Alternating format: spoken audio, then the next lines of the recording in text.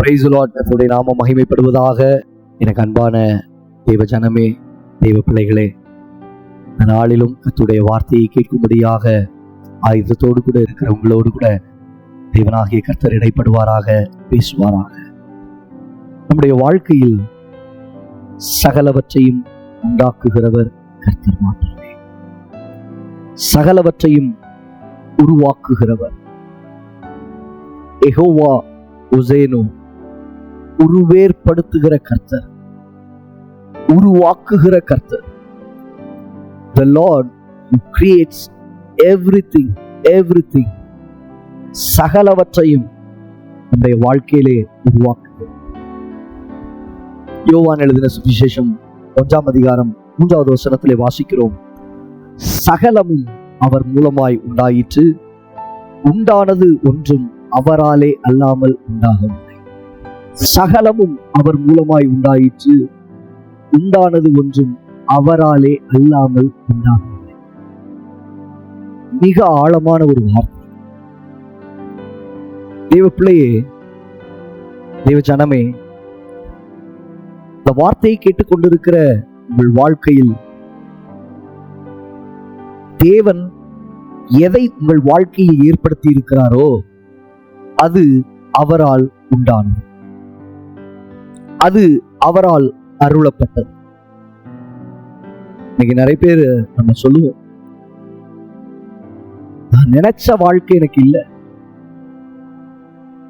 சின்ன பிள்ளைங்களாம் சின்ன வயசுல இருக்கும்போது யோசிப்பாங்க, எனக்கு அந்த அப்பா அம்மா கிடைச்சா நல்லா இருக்கும், இந்த அப்பா அம்மா கிடைச்சா நல்லா இருக்கும், நான் இந்த வீட்டுல இல்ல வேற வீட்டுல பிறந்தா நல்லா இருக்கும்,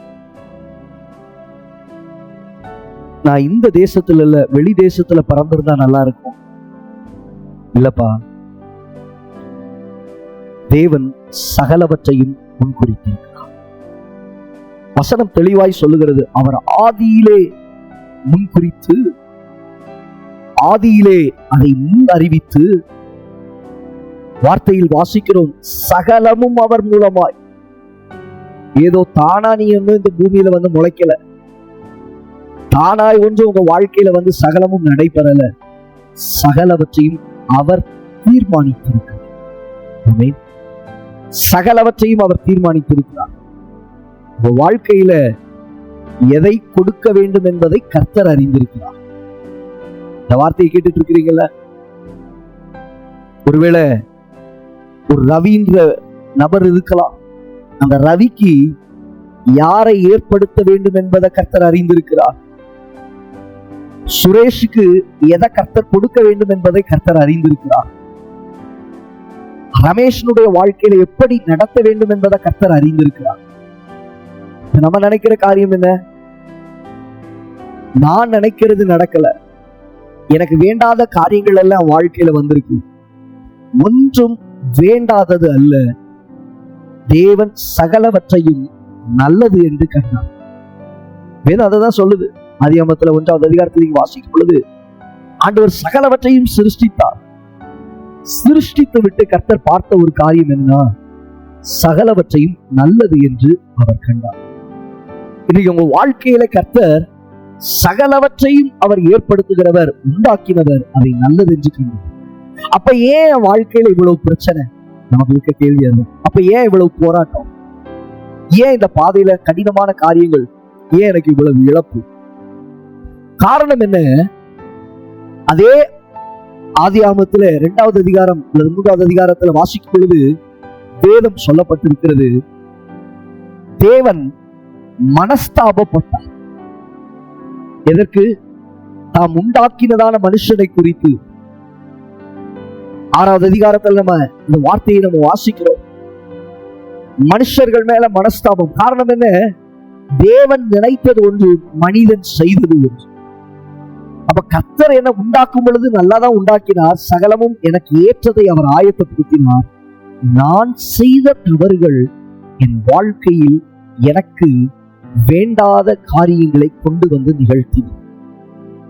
அப்போ இன்னைக்கு நான் கடந்து போகிற சில பாதைகள், கடினங்கள், சில காரியங்களை நான் பெற்றுக்கொள்கிறேன் பாருங்க, நான் அனுபவிக்கிறேன் பாருங்க.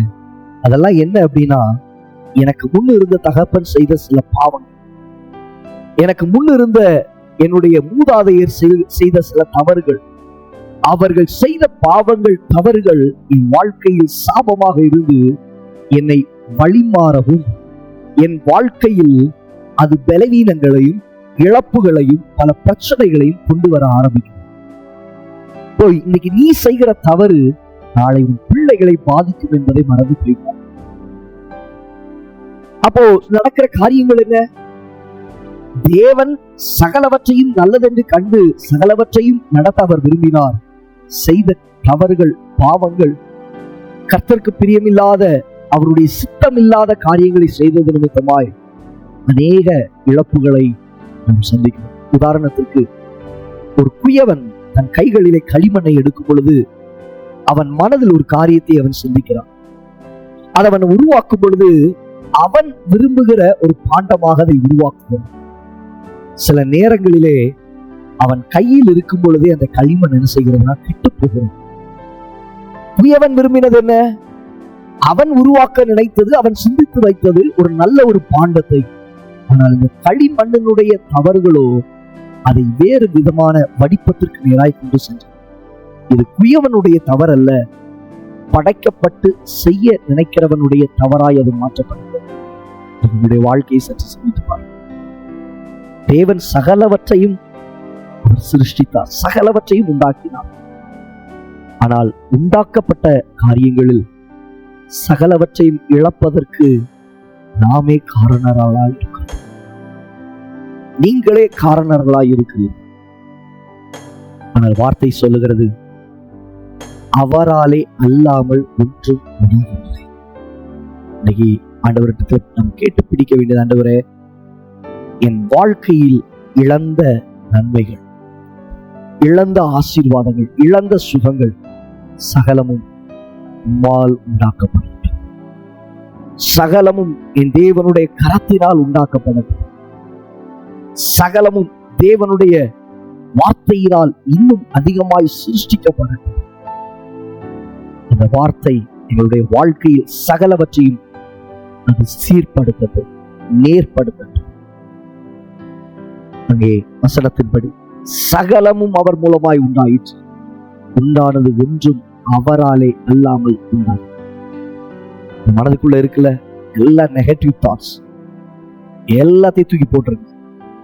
தேவன் கொடுத்திருக்கிற வாழ்க்கை, தேவன் கொடுத்திருக்கிற குடும்பம், தேவன் கொடுத்திருக்கிற மனைவி, தேவன் கொடுத்திருக்கிற கணவன், தேவன் கொடுத்திருக்கிற பிள்ளைகள், தேவன் கொடுத்திருக்கிற ஆசீர்வாதம் உள்ளது, இது போதும் என்கிற மன நிறைவோடு கூட இதை கர்த்தரே எனக்கு உண்டாக்கினார், இந்த நிறைவிலே ஓட கர்த்தர் எனக்கு உதவி செய்வாராக என்று சொல்லி ஓடுவீர்களானால் சகலவற்றையும் ஏற்படுத்தினவர் உங்களுக்கு ஒன்று சொல்லுகிறேன், ஒரு நிறைவான எதிர்காலத்தை கர்த்தர் வைத்திருக்கிறார்.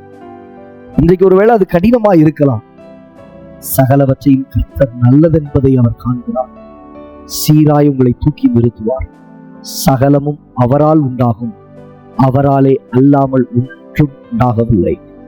உங்களுக்குள்ளே காரியங்களை உருவேற்படுத்துகிற கர்த்தராய், புதிதாய் உருவேற்படுத்துகிற கர்த்தராய், இழந்தவைகளை உருவேற்படுத்துகிற கர்த்தராய் தேவன் சகலவற்றையும் சிருஷ்டித்து உங்களை நிலைநிறுத்த அவர் போதுமானவராய். உங்களை முடிச்சு ஜெபிக்கலாமா? நல்ல தகப்பனே, வார்த்தைகளை கேட்டுக்கொண்டிருக்கிற உடைய பிள்ளைகளுடைய வாழ்க்கை சகலமும் உருவேற்படுத்தப்படட்டும், உண்டாக்கப்படட்டும்.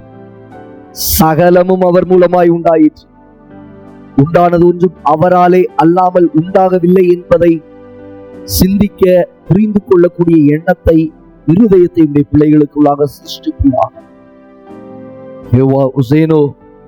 உருவேற்படுத்துகிற கர்த்தர் பிள்ளைகளுக்குள்ளாக இருந்து காரியங்களை நடப்பித்தருகிறார், ஆசீர்வதிக்கிறார். இல்லாதவைகளை உருவாக்கி அவர்களை நிறைவாக்கி தாழ்த்தி வைத்துக் கொடுக்கிறோம். இயேசுவின் நாமத்தில்